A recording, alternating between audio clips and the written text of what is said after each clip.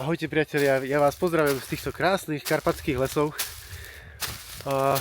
Dnes nám troška fúka vietor, blíži sa totiž zmena počasia. Po dlhom teplom počasí prichádza zmena a troška nám ochladí, ale to jednoducho patrí k tomuto jarnému počasiu.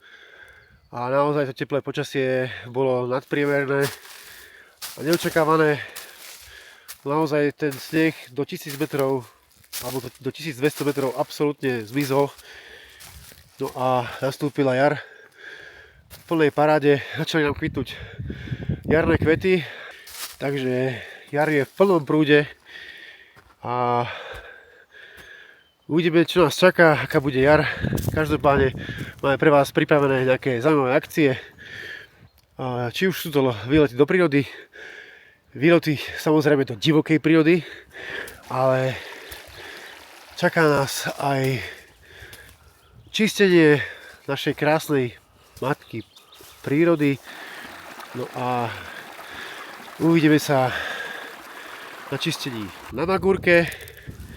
To bude koncom apríla a dúfam, že sa do tejto jarnej aktivity zapojíte aj vy. Dúfam, že budú aj nejaké pre vás odmeny za to, že nám pomôžete vyčistiť kus krásneho Slovenska.